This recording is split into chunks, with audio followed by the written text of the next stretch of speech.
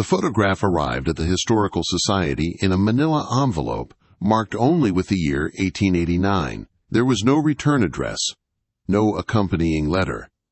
Just the image itself pressed between two pieces of cardboard that had yellowed with age. They bore the water stains of decades spent in some forgotten attic or basement where the humidity had worked its slow transformation on everything it touched.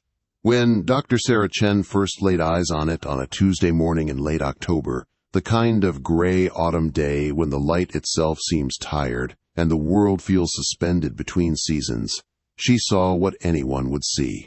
A proud mortician standing in his funeral parlor, hands clasped before him in that particular way that men of the 19th century adopted when being photographed. A gesture that suggested both humility and authority, the stance of someone who understood their place in the cosmic order and accepted it without complaint. The man's face was stern but not unkind, weathered by the particular burden of his profession.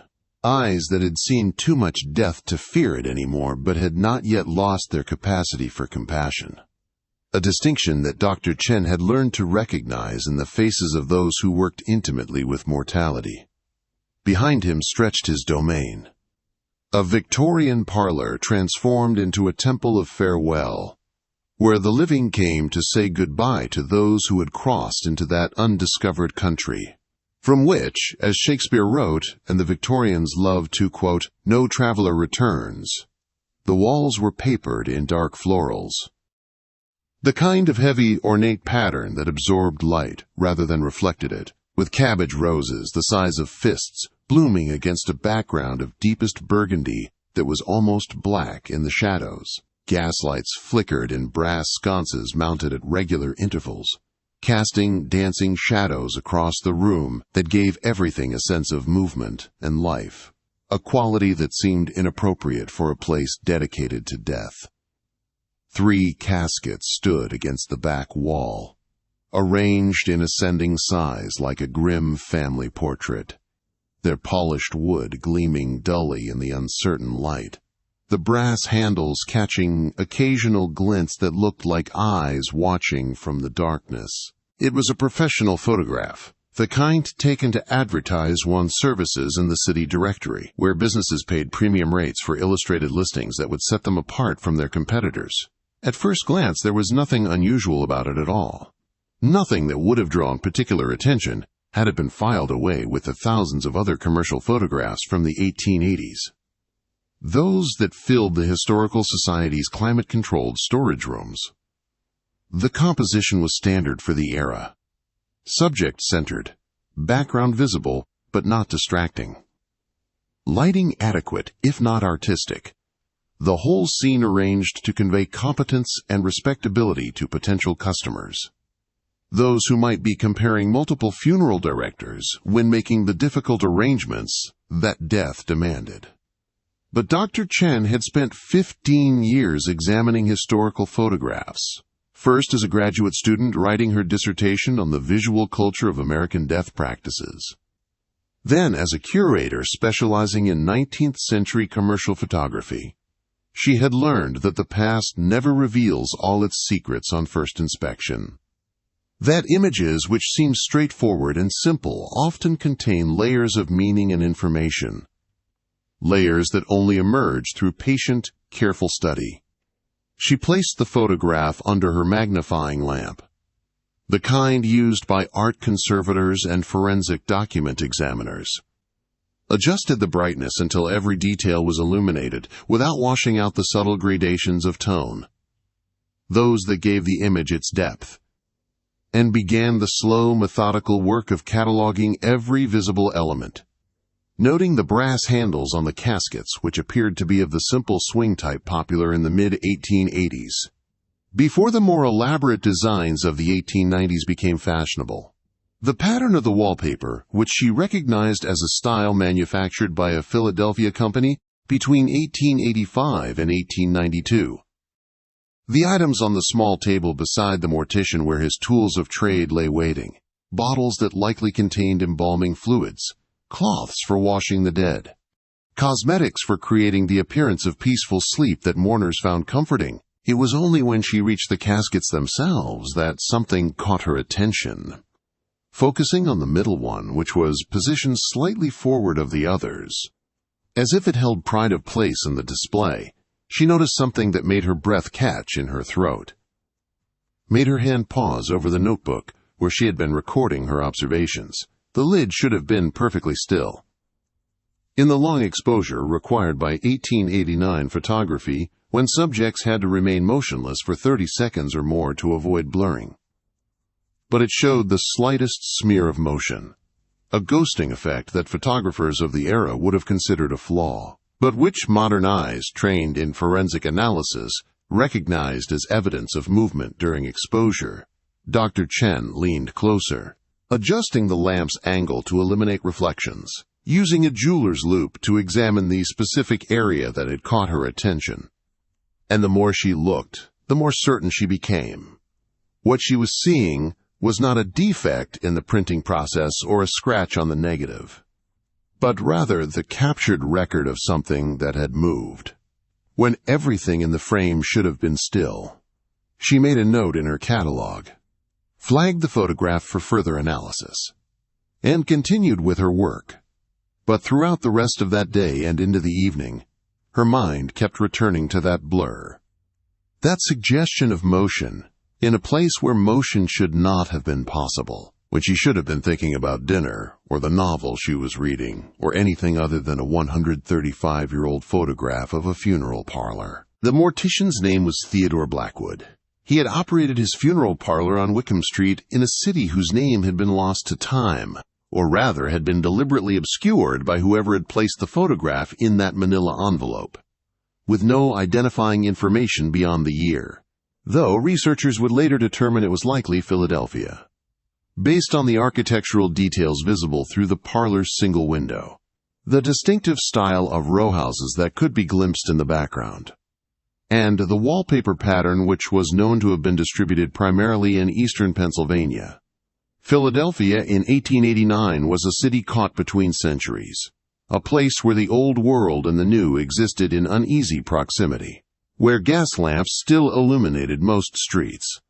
Even as the first electric lights began to appear in the homes of the wealthy, those who could afford both the installation costs and the monthly fees that seemed astronomical to working-class families, still calculating their budgets in terms of candles and lamp oil. Horse-drawn hearses shared cobblestone roads with the occasional experimental automobile. That sputtered and backfired and frightened the horses, but represented the future that was coming whether anyone was ready for it or not. The old ways of death were beginning to give way to new practices. As embalming became more common and the funeral industry professionalized, moving from a service provided by carpenters and midwives to a specialized business, run by trained practitioners who attended mortuary schools and belonged to professional organizations.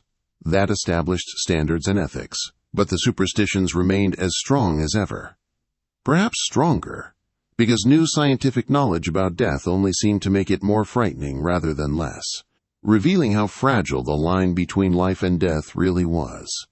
How easy it would be to mistake one for the other. Blackwood had inherited the business from his father, Silas Blackwood, who had inherited it from his father before that, Jeremiah Blackwood, who had established the family's funeral practice in 1821, when Philadelphia was still a relatively small city, and death was an even more common visitor than it would be later, when cholera and typhoid and consumption claimed people of all ages. With a randomness that seemed almost cruel in its lack of discrimination, it was a dynasty of death that stretched back to the previous century, when American funeral practices were still heavily influenced by European traditions, when wakes lasted for days, and professional mourners were hired to weep at gravesides, and elaborate funeral cards were printed and distributed to everyone who had known the deceased.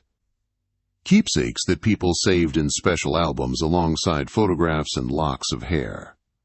Theodore was 42 years old when the photograph was taken, unmarried despite the efforts of various aunts and family friends to introduce him to suitable women who might have been willing to overlook the somewhat macabre nature of his profession, living in the apartment above his parlor. where the smell of embalming chemicals and flowers was so constant that he no longer noticed it, as much a part of his life as breathing. The way a baker stops smelling bread or a tanner becomes noseblind to the reek of the leather works.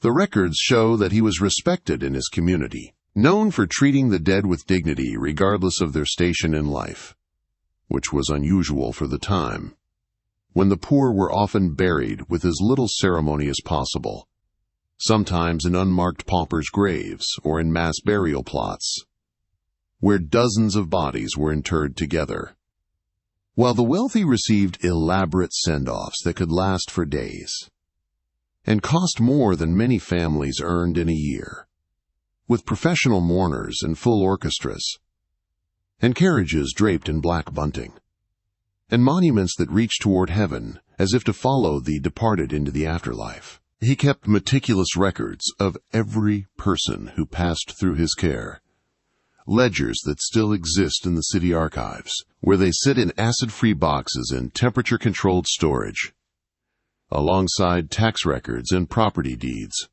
and all the other documentary evidence of lives lived and ended in 19th century Philadelphia.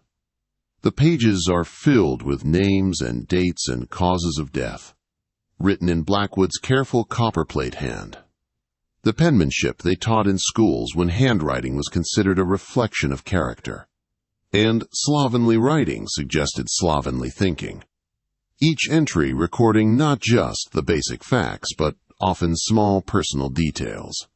Mrs. Anderson preferred lilies to roses, per daughter's request, or Mr. Chen to be dressed in his best suit with his pocket watch, chain visible, or baby Kowalski, stillborn, mother requests angel motif on casket handles. These notations revealed a man who paid attention to the wishes of the grieving, who understood that the small details mattered when everything else had been taken away, when the only thing left was the ceremony of farewell, and the hope that the dead were going somewhere better than the world they had left behind.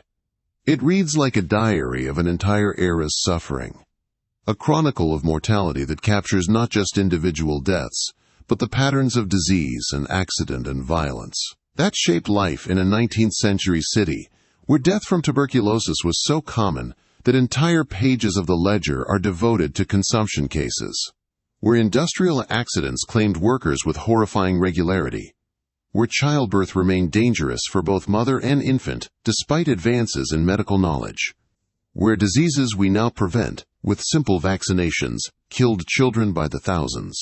When Dr. Chen brought in her colleague, Marcus Webb, she half expected him to dismiss her observation, a specialist in photographic analysis who had worked on everything from Civil War daguerreotypes to crime scene photos from the early 20th century, who had testified in court cases about the authenticity of historical images, and had written the definitive textbook on identifying alterations and manipulations in pre-digital photography.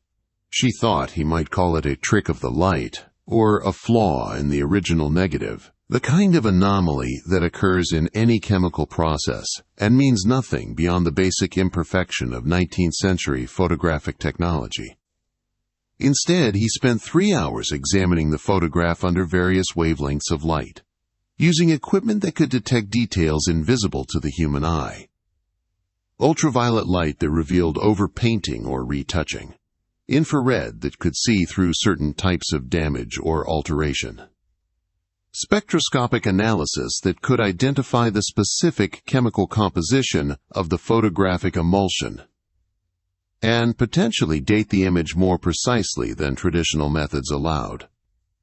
When he finally looked up from his work, his face had gone pale in a way that Dr. Chen had never seen before, and Marcus Webb was not a man who paled easily. Having examined photographs of crime scenes and battlefield casualties, and every manner of human suffering that the 19th and 20th centuries had produced, the blur she had noticed was indeed motion, he confirmed. But it wasn't the only anomaly in the photograph. There were other details that became visible only under specialized analysis, things that the original photographer probably never knew he had captured, secrets that the slow chemistry of silver halide emulsion had preserved for over a century. waiting for technology advanced enough to reveal them. Using digital enhancement techniques that could clarify details lost to time and degradation, Marcus began his work. The kind of software originally developed for satellite imagery and adapted for historical photograph restoration. He isolated the middle casket and began the painstaking process of bringing every pixel into focus, adjusting contrast and brightness and sharpness in ways that would have seemed like magic to Theodore Blackwood, but which were routine procedures in modern forensic photography. What emerged from the shadows made both researchers sit in silence for a long moment, trying to process what they were seeing, trying to find innocent explanations that their training and experience told them did not exist. The casket lid should have been firmly closed and latched, as was the custom for display caskets in funeral parlors, which were meant to demonstrate the quality of the mortician's work and the beauty of his merchandise to potential customers. But it showed a gap of perhaps 2 inches along the right side, where the lid met the body of the casket, a gap that should not have existed because display caskets were kept sealed, to prevent dust and insects from accumulating inside. In that gap, barely visible but undeniably present once you knew to look for it, was something terrifying. Once the digital enhancement had pulled it from the murky shadows and given it definition and form, what appeared to be fingers, pale and desperate, caught in the act of pushing against the lid from inside. The posture unmistakable to anyone who had ever seen someone trying to open something from a position of weakness, pressing upward with whatever strength remained. The motion blur that had first caught Dr. Chen's attention was not a flaw in the photograph at all, but rather the result of movement during the long exposure, movement that should have been impossible, because the casket was supposed to be empty, a display piece showing potential customers what their loved ones might rest in for eternity, or if occupied for some reason, should have contained only the still and silent dead, who had moved beyond all earthly struggles, and could not raise their hands to push against anything ever again. The phenomenon of premature burial haunted the Victorian imagination with an intensity that modern people can scarcely comprehend, because we live in an age of sophisticated medical technology, where death can be confirmed with certainty through brain activity monitors and blood oxygen levels, and a dozen other objective measures that leave little room for doubt. But in 1889, the line between life and death was sometimes terrifyingly thin, a distinction that depended on the skill and attention of whoever was making the determination. And mistakes were possible. Mistakes that would result in consequences too horrible to contemplate.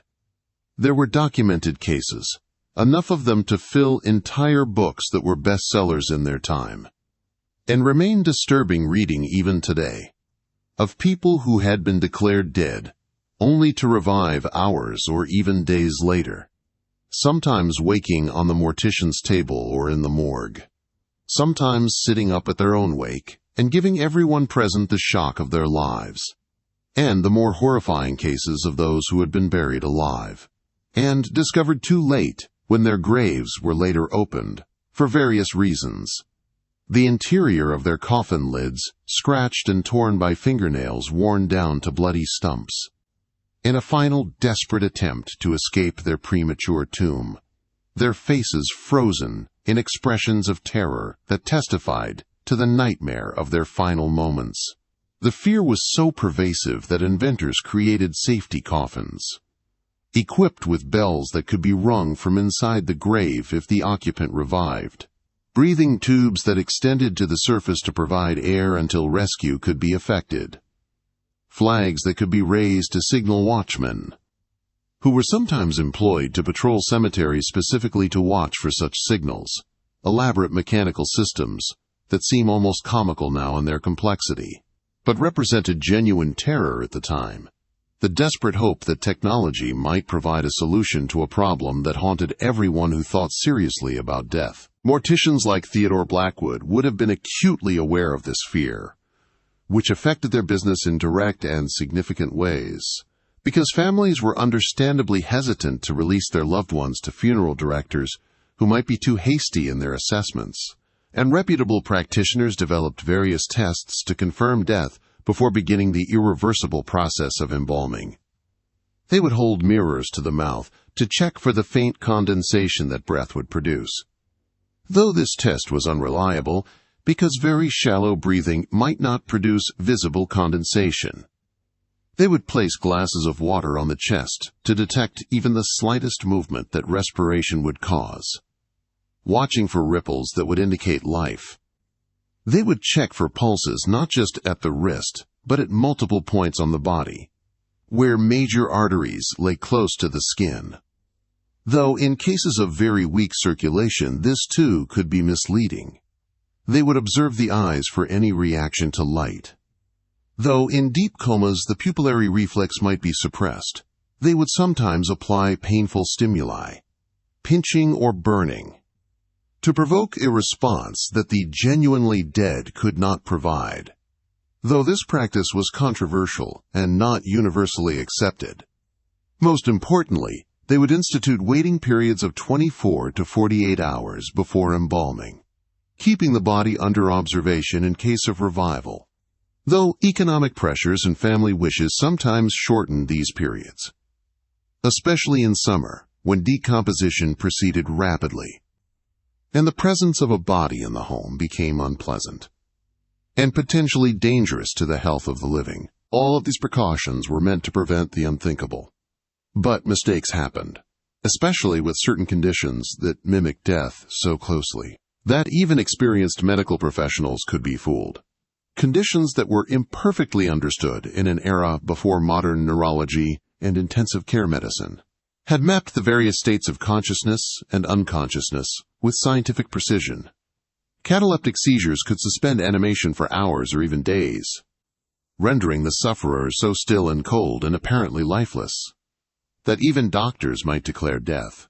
Though when the seizure ended, the person would revive completely, with no memory of the time spent in that death-like state.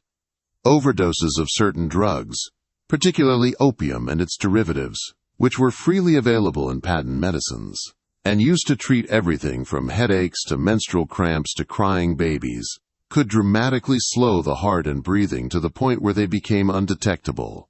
Without sophisticated equipment that did not yet exist, comas resulting from head injuries or strokes could present with all the appearances of death. The body limp and unresponsive, breathing so shallow as to be invisible. Heart rate dropped to a bare minimum as the brain tried to protect itself from further damage by reducing all metabolic activity to the lowest possible level. Hypothermia, which was more common in an era before central heating, when people regularly froze to death in their own homes during harsh winters, could slow bodily functions to a point where life signs became nearly impossible to detect. Without prolonged observation, certain poisons could produce a death-like state that might be temporary, if the dose was carefully calibrated. Though this knowledge was not widely known outside of medical and criminal circles, all of these conditions were real, documented, potentially fatal if misdiagnosed. And in 1889 there was no reliable way to distinguish them from actual death, except through waiting and watching. And sometimes even that was not enough. The research team expanded, Dr. Chen recognizing that this photograph represented something far more significant than a simple historical curiosity, bringing in Dr. Helena Voss, a medical historian who specialized in Victorian-era death practices and the history of embalming in America, who had written extensively about the professionalization of the funeral industry and the ethical challenges that arose when death became a business rather than a family responsibility, handled within the community. Together, the three researchers began to reconstruct not just the moment captured in the photograph, but the entire context of Theodore Blackwood's funeral parlor and the practices of that particular time and place, diving into archives and databases, requesting records from historical societies and municipal offices, building a comprehensive picture that grew more detailed and more troubling with each new piece of information they uncovered. What they discovered painted a troubling picture that grew darker the deeper they dug, like archaeologists excavating a burial site, who realize with growing dread that what they are uncovering is not a respectful interment, but a crime scene. Blackwood's ledgers, those meticulous records that had seemed at first to demonstrate his professionalism, and his care for the dead and their families, revealed patterns that were difficult to explain through benign reasoning, anomalies that individually might mean nothing, but which together formed a picture that was deeply disturbing. Over a 3-year period from 1887 to 1890, there had been an unusual number of deaths, attributed to sudden heart failure in young, otherwise healthy individuals, 17 in total, which was statistically anomalous, even accounting for the higher mortality rates of the era, when people died younger and more suddenly than they do today. Dr. Voss ran the numbers against population statistics and mortality data from other cities of comparable size, and the rate of sudden cardiac death in young people processed through Blackwood's funeral parlor was nearly 3 times higher than would be expected, a discrepancy that could not be explained by random chance, or by any particular epidemic or environmental factor that might have affected Philadelphia specifically during those years. More disturbing was the notation that appeared repeatedly in the margins of these entries, written in Blackwood's careful hand but with a terseness that suggested routine rather than exception. Prepared immediately per family request, or sometimes simply immediate preparation, which suggested that embalming had been performed with unusual haste, sometimes within hours of death being declared, without the customary waiting period that responsible morticians observed, to guard against the possibility of premature burial. Dr. Voss explained that while immediate embalming was not unheard of, it was generally reserved for specific cases, where the body needed to be transported long distances, where family members were traveling from afar and the funeral needed to be delayed until their arrival, or where decomposition was a particular concern due to heat or disease or the condition of the body. But these cases showed no such indicators in the records. They were simply ordinary deaths, young people found unconscious or unresponsive and declared dead, who were then rushed through the preparation process with what now seemed like suspicious urgency, as if someone did not want to risk the possibility that the deceased might not remain deceased, if given too much time. The photograph itself was dated October 1889, based on newspapers visible through the parlor window that Marcus had enhanced using his specialized equipment, reading headlines that had been invisible to the naked eye, but which his techniques could render legible. Newspapers that could be cross-referenced with archival copies to establish an exact date. Cross-referencing this date with Blackwood's ledgers revealed that 3 deaths had occurred in the week before the photograph was taken. All young people in their teens or early 20s. All attributed to sudden cardiac events despite having no prior history of heart problems. All prepared immediately according to the marginal notes, rushed through the embalming process before the customary observation period had elapsed. The caskets in the photograph would have been display models, yes, part of the standard inventory that any funeral parlor maintained to show potential customers the range of options available at different price points. But Dr. Voss noted something that made the image even more unsettling. The middle casket, the one showing signs of movement, was sized for a young adult or teenager, not a child and not a full-grown adult. And one of the 3 recent deaths had been a 17-year-old girl, named Margaret Holloway, daughter of a respectable middle-class family, who, according to the death certificate on file at the city registrar's office, had been found unconscious in her home on the morning of October 15, 1889, and declared dead by the family physician, Dr. Edmund Granger, who happened to be Theodore Blackwood's brother-in-law, married to Blackwood's younger sister Elizabeth, who had died in childbirth in 1885, but whose connection to the mortician apparently remained strong enough that Granger continued to send business Blackwood's way with remarkable consistency. The connections were beginning to form a web that suggested something far more sinister than simple professional error or tragic coincidence. And when the team looked more closely at Dr. Granger's records, which were preserved in the collections of the Pennsylvania Medical Society, they found disturbing patterns.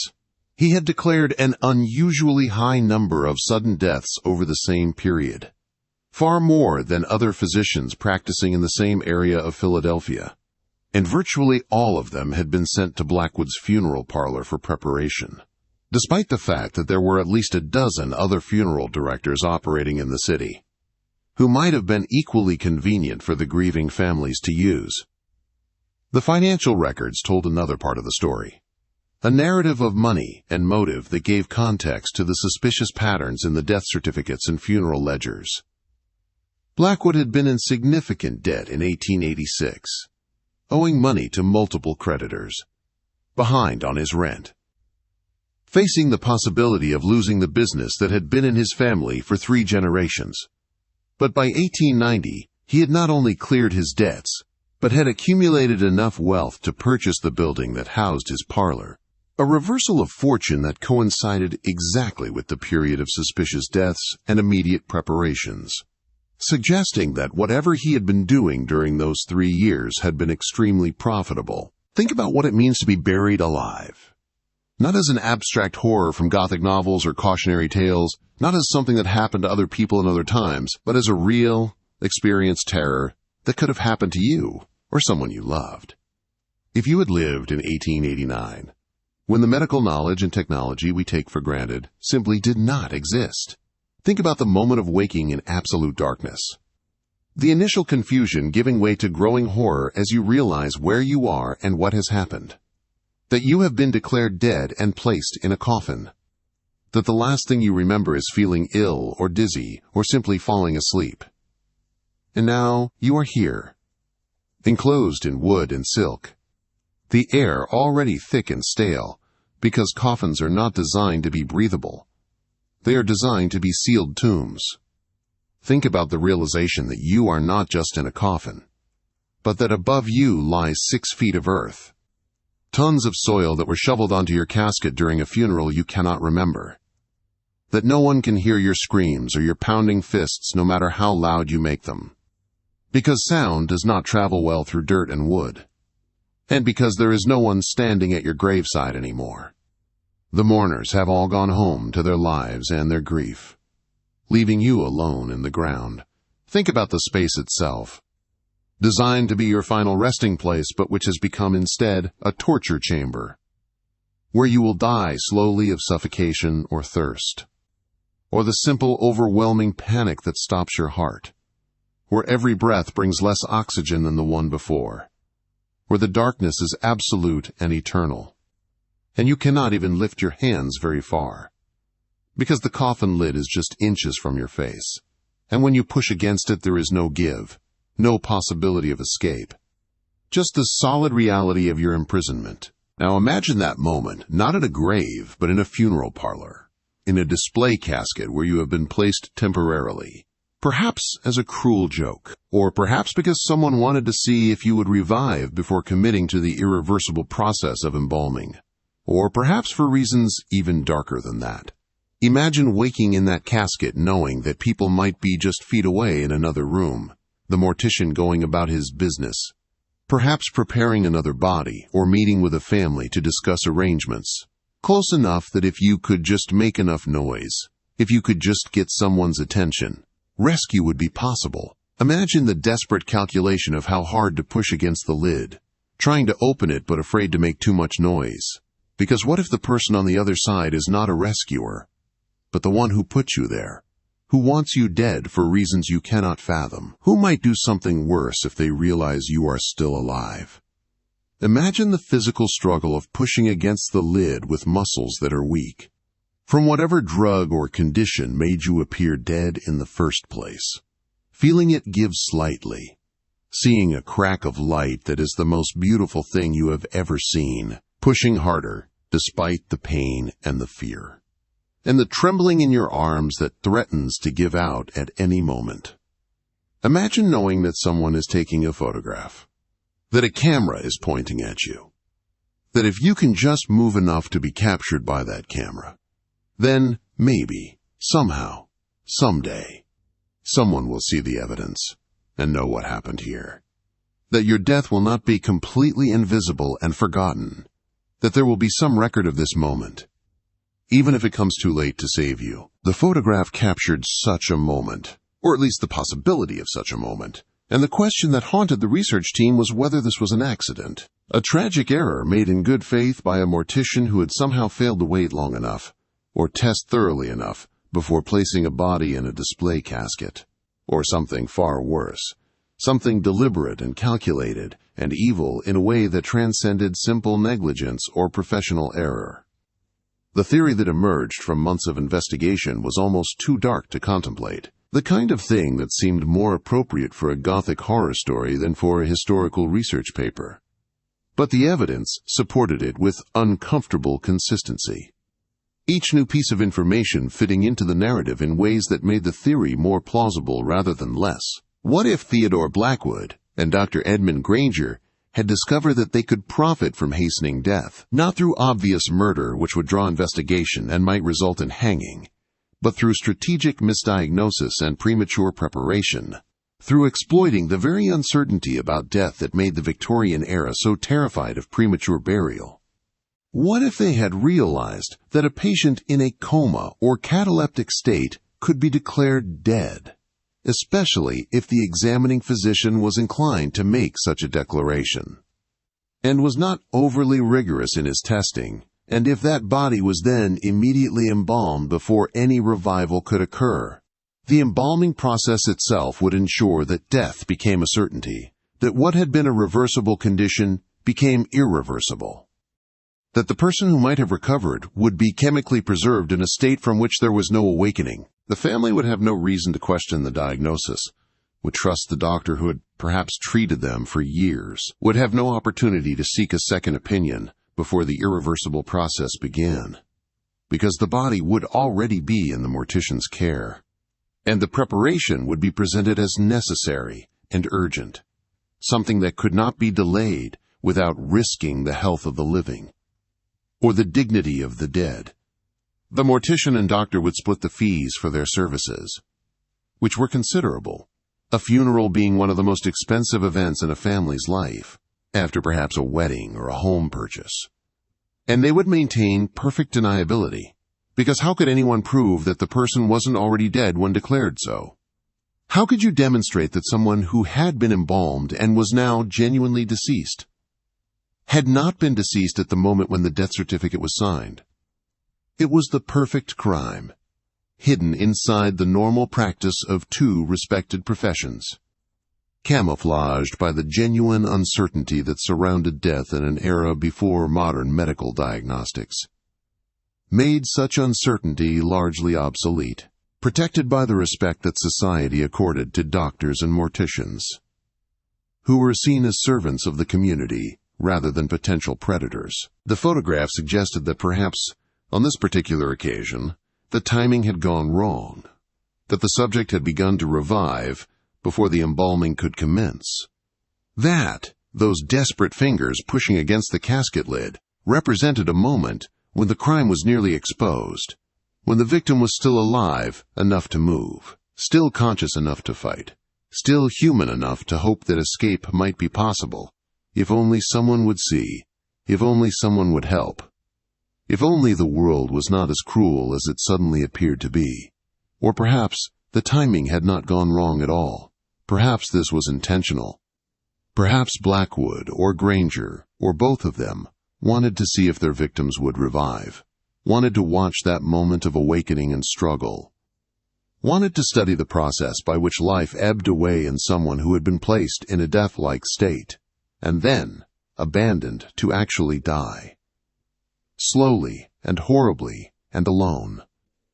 Except for whatever demons might accompany someone in those final desperate moments, this possibility was almost too terrible to consider, suggesting not just greed, but sadism, not just crime, but something closer to torture, the deliberate infliction of suffering for its own sake, or perhaps for some twisted scientific purpose, studying death in a way that would not be possible with normal corpses, who were already beyond suffering. But here the story becomes even stranger, because Theodore Blackwood disappears from the historical record in early 1890, just months after the photograph was taken, just as investigators from the city's health department were beginning to ask questions about the unusual number of sudden deaths that had been processed through his funeral parlor. His funeral parlor was sold to another mortician in March 1890. The transaction recorded in property records, but with no indication of where the proceeds went, or where Blackwood himself intended to go. His personal effects were auctioned according to a notice in the Philadelphia Inquirer. Furniture and tools and the various implements of his trade sold off to pay debts. That had somehow reaccumulated, despite his apparent financial recovery. As if he had spent his money as quickly as he earned it. Or perhaps had sent it somewhere for safekeeping, somewhere that investigators could not trace. And Blackwood himself vanished without a trace. No death certificate filed in Philadelphia or any surrounding county. No forwarding address left with the post office. No subsequent appearances in city directories or census records that might have tracked his movements to another city or state. As if he had simply ceased to exist. As if he had stepped through some door into another world, and closed it behind him, leaving no indication of where he had gone, or whether he was even still alive. Dr. Edmund Granger continued practicing medicine for another decade. But his practice declined significantly after 1890, his patient list shrinking from hundreds to dozens, his income dropping to a fraction of what it had been during the years of his partnership with Blackwood, suggesting that either he had lost his nerve, or that without his brother-in-law's cooperation the scheme could not continue. Or perhaps that rumors had begun to circulate in the community, the kind of whispered suspicions that could not be proven, but which were enough to make people choose other doctors, other funeral directors, other arrangements for dealing with death. That did not involve men who were associated, however tenuously, with questions and mysteries and unexplained coincidences. He eventually moved to another state, to Ohio, where records show him practicing in a small rural town, where presumably no one knew his history, where he could start over without the shadow of suspicion that had come to hang over his Philadelphia practice. And there he died in obscurity in 1903. The obituary in the local paper describing him as a devoted physician who had served his community with dedication, making no mention of his earlier life, or the questions that had never been answered about his time in Philadelphia. The Holloway family, parents of the young Margaret who may have been in that casket, left Philadelphia in late 1889. Who may have been the one pushing against the lid in a desperate attempt to escape whatever nightmare she found herself in? They also disappeared from accessible records, though there are tantalizing hints in newspaper archives of a scandal involving a prominent physician and a funeral director. That was hushed up by city officials who feared the reputational damage that would result from a full investigation. Who worried that if the story became public, it would shake confidence in the medical profession and the funeral industry, and might even cause panic among citizens, who would suddenly wonder if their own deceased family members had really been dead when buried, who might demand exhumations and investigations that would be expensive and traumatic, and would likely yield no useful information, because by the time bodies were disinterred they had been in the ground too long to determine anything about the circumstances of their death. There are mentions in private letters held by the Historical Society, correspondence between city officials that was never meant to be public, discussing a delicate matter involving the Holloway family and their daughter's death, references to a settlement that was paid to ensure their silence and their departure from the city, suggestions that what they knew or suspected was considered dangerous enough, that it needed to be contained rather than investigated. The photograph itself had no clear provenance, arriving at the Historical Society over a century after it was taken, with no indication of who had preserved it or why, though Dr. Chen theorized that it might have been kept as evidence by someone who suspected the truth but lacked the power or courage to bring it to light. Perhaps a family member who knew something was wrong but could not prove it, perhaps another mortician who had heard rumors and wanted to document them for some future reckoning that never came. Perhaps even a police detective who had been told to drop the investigation, but who kept the photograph as insurance, or as a promise to himself that someday, somehow, justice might still be served. The fact that it had no identifying information suggested that whoever had kept it was afraid that possessing evidence of these crimes might put them in danger, that Blackwood or Granger or whoever else might have been involved in the scheme would come after them if they spoke out, but also unwilling to simply destroy the photograph, because it represented the only proof that something terrible had happened, the only testament to lives that had been stolen, and truths that had been buried along with the bodies. When the research team published their findings in the Journal of Historical Crime Studies, the response was immediate and polarized. Submitting a 50-page article that meticulously laid out every piece of evidence they had uncovered, every connection they had traced, every pattern they had identified in the records and documents and financial transactions, that painted such a damning picture. The response revealed deep divisions within the academic community about how to interpret ambiguous historical evidence. Some scholars praised the meticulous detective work, the careful accumulation of circumstantial evidence. That individually might mean little, but collectively formed a compelling narrative. The willingness to ask difficult questions about respected historical figures and institutions that had previously been examined only through laudatory lenses. That assumed good faith and honest practice. These supporters argued that history should not shy away from uncomfortable truths, that the crimes of the past deserved to be exposed even when they could not be prosecuted, that the victims deserved to have their stories told, even when those stories had been deliberately obscured by people with power and connections, who could make inconvenient truths disappear. Others argued that the evidence was too circumstantial to support such dark conclusions, that the motion in the photograph could have other explanations, that did not require assuming murder or deliberate malfeasance, that perhaps the display casket had been used temporarily to hold a body while another casket was being prepared, and the movement was simply the natural settling that occurs in newly deceased individuals as muscles relax and gases shift, that the financial and medical records could be interpreted differently if you approached them without the assumption of criminal conspiracy, that sometimes coincidences are just coincidences, even when they seem to form damning patterns, that the human mind is predisposed to see connections and narratives even in random data. These critics worried about the reputational damage to historical figures who could no longer defend themselves, about the precedent of accusing people of serious crimes based on suggestive evidence rather than definitive proof, about the sensationalism that such stories could generate, and the way that academic research might be distorted by the desire to uncover scandalous secrets, rather than simply document what could be known with certainty. But no one, not even the harshest critics of the research team's conclusions, could explain away the fingers in the casket, those pale digits caught in the act of pushing against a lid that should not have needed to be pushed, visible in the enhanced photograph with a clarity that made them impossible to dismiss as artifacts of the imaging process or misinterpreted shadows. No one could provide a satisfactory alternative explanation for why Theodore Blackwood would vanish so completely and so suddenly if he had nothing to hide.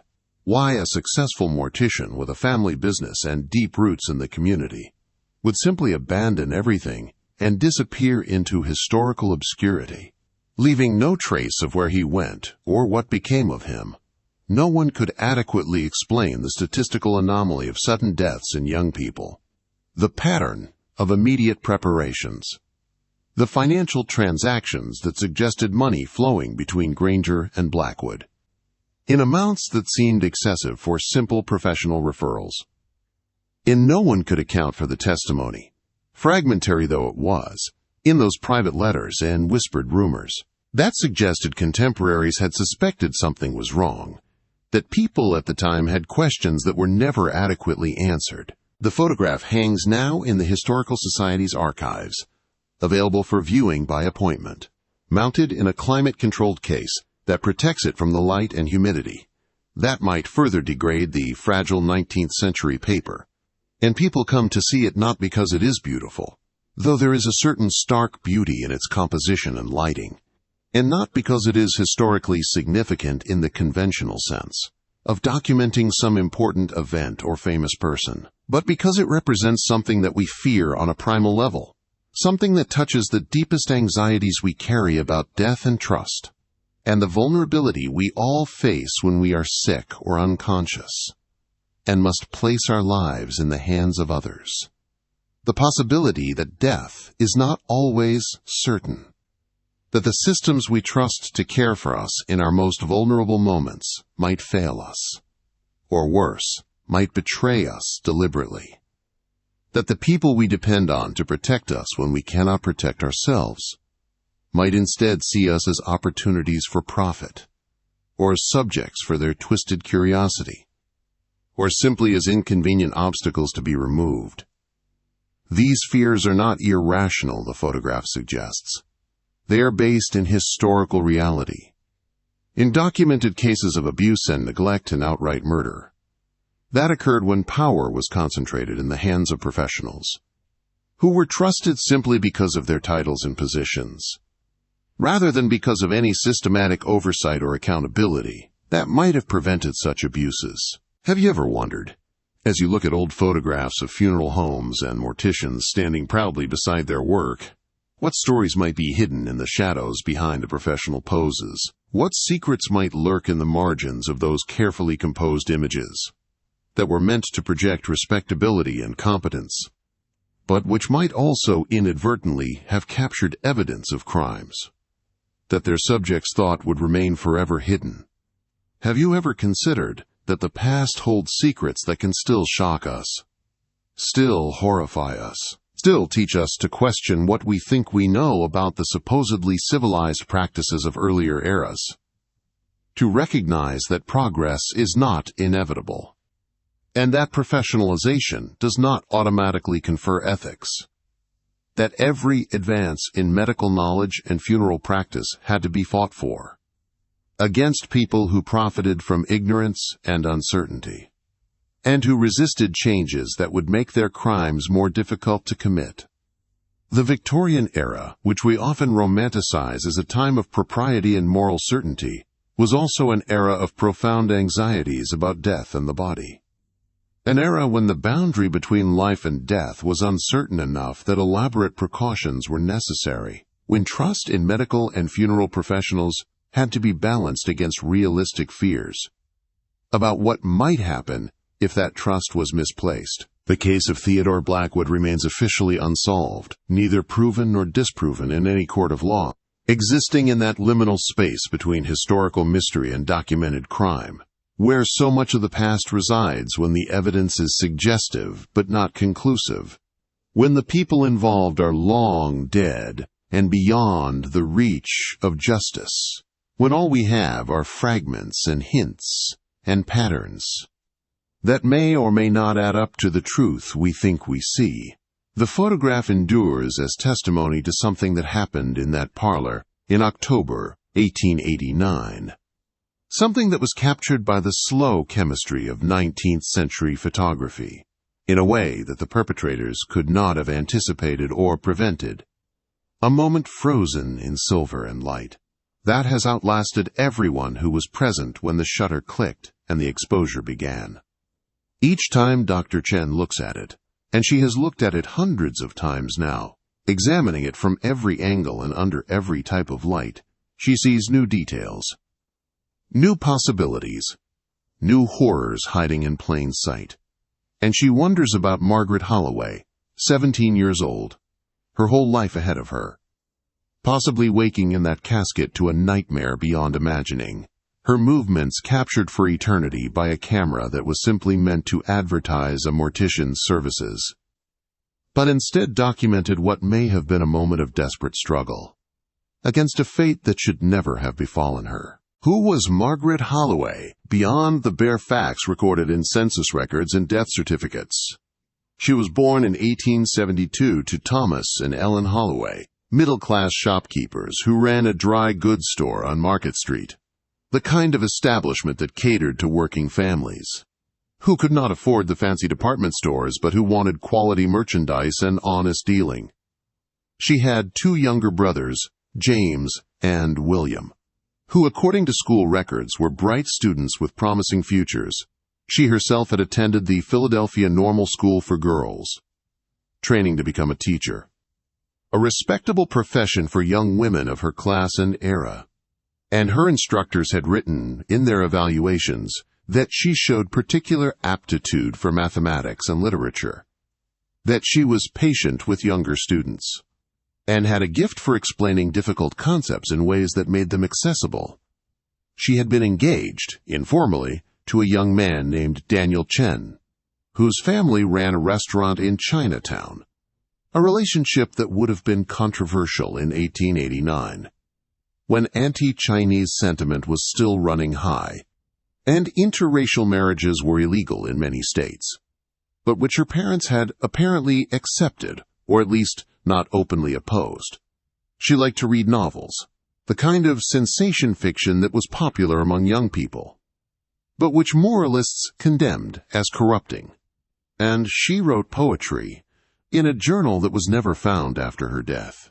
Poetry that her friends described as melancholy but beautiful, full of images of gardens and moonlight and the sea. On the morning of October 15, 1889, Margaret complained of feeling dizzy and lay down on the sofa in her family's parlor, telling her mother that she just needed to rest for a moment and would be fine. When Ellen Holloway checked on her daughter an hour later, Margaret appeared to be sleeping deeply, her breathing so quiet that it was barely perceptible, her skin pale and cool to the touch. Ellen tried to wake her and could not, tried to get any response and received none, and in growing panic sent her younger son to fetch Dr. Granger, who arrived within the hour. The doctor examined Margaret, checked her pulse and her breathing and her pupils, performed the standard tests that physicians of the era used to determine death, and after perhaps 20 minutes of examination declared that the girl had died suddenly, probably of heart failure, though he could not be certain without performing an autopsy, which the family declined, as was their right. He signed the death certificate, expressing his condolences to the grieving family, and recommended that they contact Theodore Blackwood for the funeral arrangements, as Blackwood was known to be both skilled and sympathetic in dealing with families who had lost children or young adults.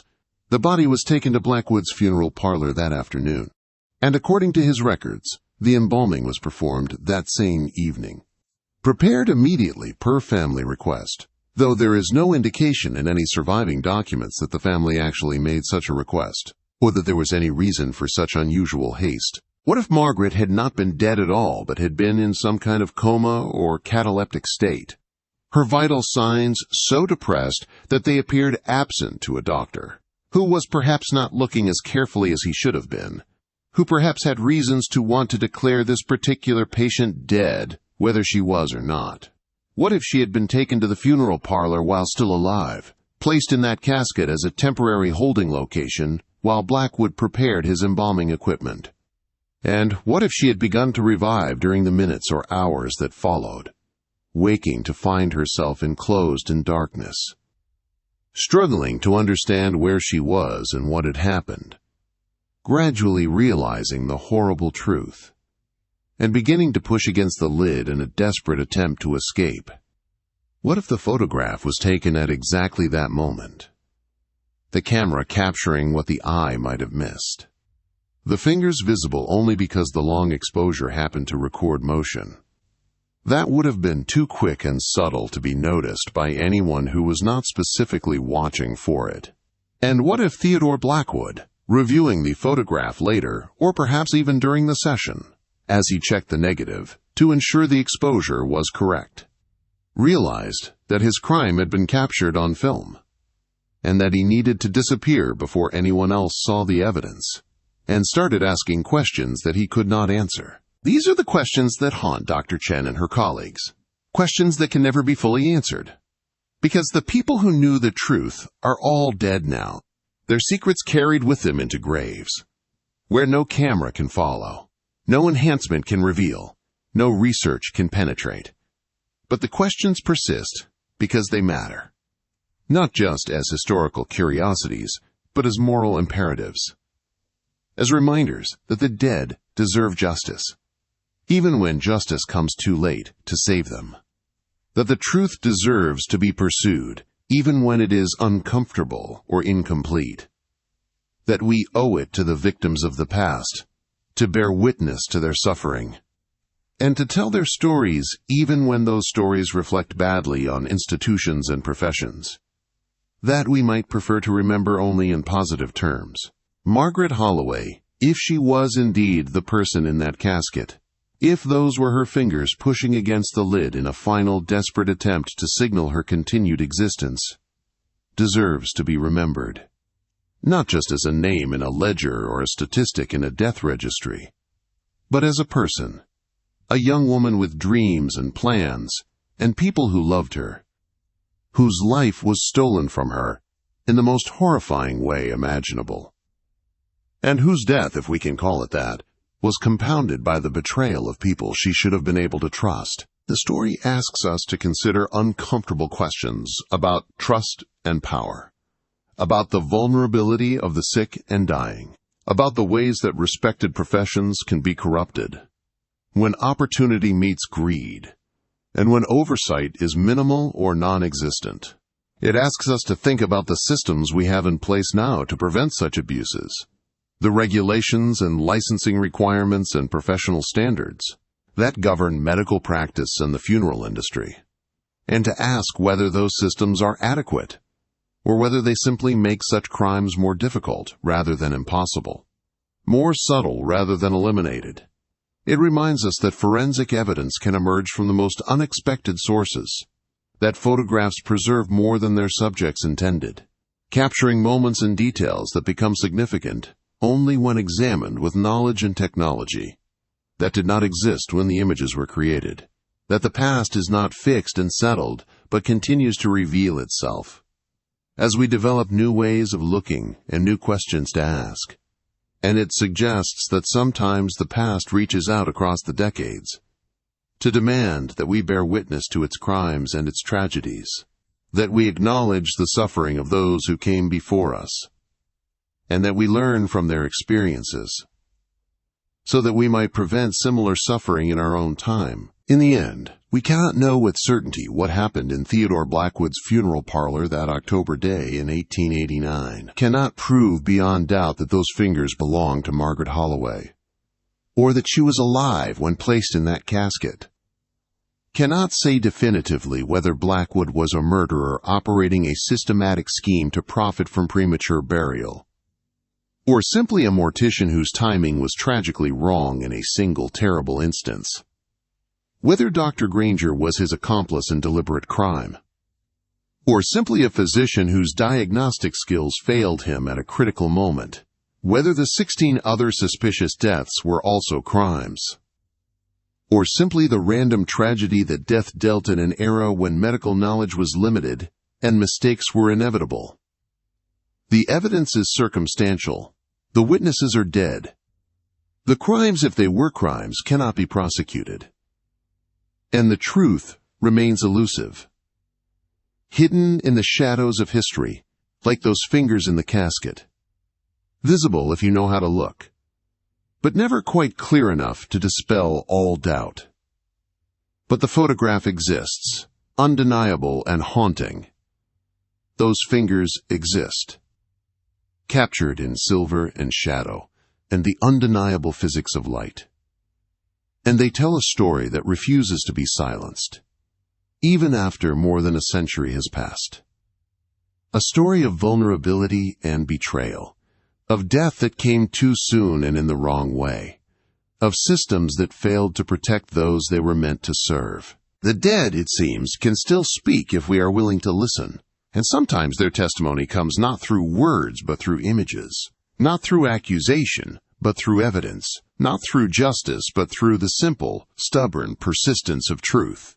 That waits in archives and envelopes and yellowed photographs, until someone finally looks closely enough to see what has been hiding there all along, waiting to be discovered, waiting to be told, waiting to remind us that the past is never really past, that horror is not confined to our nightmares or our fiction, but can be found in the documented reality of history. and that sometimes the most haunting mysteries are those we can never fully solve, but cannot ignore, that demand our attention and our empathy and our commitment to remembering, even when remembering is painful. When visitors come to the Historical Society now to see the photograph, Dr. Chen tells them the story, lays out the evidence and the theories and the unanswered questions, and she watches their faces as they lean close to examine the enhanced image. That makes those fingers so clearly visible. Watches them process what they are seeing and what it might mean. Watches them step back with expressions that mix horror and fascination, and a kind of reluctant admiration for the way that this single image has survived to bear witness, when so much else has been lost or destroyed. Some visitors are skeptical, insisting that there must be innocent explanations, that academic researchers are too quick to see conspiracy and crime, where there might be only accident and misfortune, that we should not rush to judge historical figures based on incomplete evidence, and modern sensibilities that may not apply to the very different world they inhabited. Others are immediately convinced, seeing in the photograph confirmation of fears they already harbored, about the Victorian era and its hypocrisies, about the way that respectable facades can hide terrible realities, about the particular vulnerability of women and young people in a society that gave enormous power to male professionals and limited the ability of others to question their authority or competence.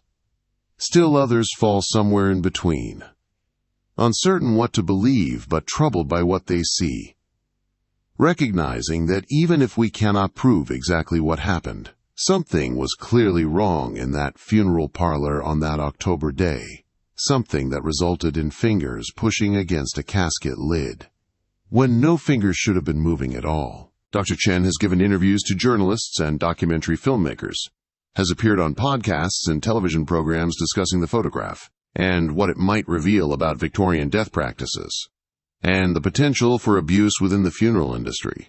And each time she tells the story, she emphasizes both what we know and what we cannot know, both the evidence that suggests criminal activity and the ambiguities that prevent certainty. She refuses to sensationalize, refuses to claim more than the evidence supports. But she also refuses to minimize or dismiss what the photograph clearly shows, refuses to accept explanations that do not account for all of the anomalies and patterns that the research uncovered. She has been criticized by some colleagues for pursuing this line of research, for dedicating so much time and energy to what might be an unsolvable historical puzzle, for raising questions about respected 19th-century professionals who cannot defend themselves against accusations that might be unfair or unfounded. But she has also been praised by victims, advocates, and reformers, who see in this historical case a reminder of why professional oversight and accountability matter, why we need systems that can detect and prevent abuse, even when that abuse is committed by people who seem respectable and trustworthy, why the uncomfortable questions are often the most important ones to ask. The photograph has become something of a sensation in certain circles, reproduced in books and articles about Victorian death culture, featured in museum exhibitions about 19th-century photography and crime, used as a teaching tool in medical ethics classes and criminal justice courses, to illustrate the ways that professional authority can be abused, and the importance of maintaining skepticism even toward trusted institutions. It has inspired fiction, novels and short stories that imagine what might have happened to Margaret Holloway and Theodore Blackwood, that fill in the gaps in the historical record with invented details and dramatic confrontations, and resolutions that the actual history cannot provide. It has sparked debates about the ethics of displaying potentially disturbing historical materials, about whether photographs like this should be freely accessible, or should come with warnings and context, about whether examining such images constitutes exploitation of the victim, or appropriate historical documentation that honors her memory by refusing to let her story be forgotten. And it has led to renewed interest in the phenomenon of premature burial, with researchers investigating other suspected cases from the Victorian era, examining medical records and death certificates and burial registers for patterns.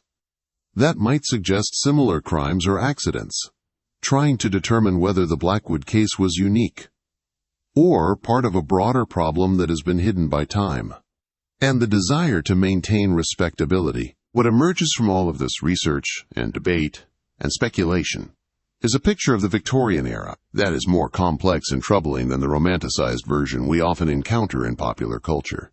An era that was indeed characterized by elaborate mourning rituals and sentimental attitudes toward death, but which was also marked by profound anxieties about the boundary between life and death, by legitimate fears about premature burial and medical error, by abuses of professional power that were enabled by the lack of oversight and accountability.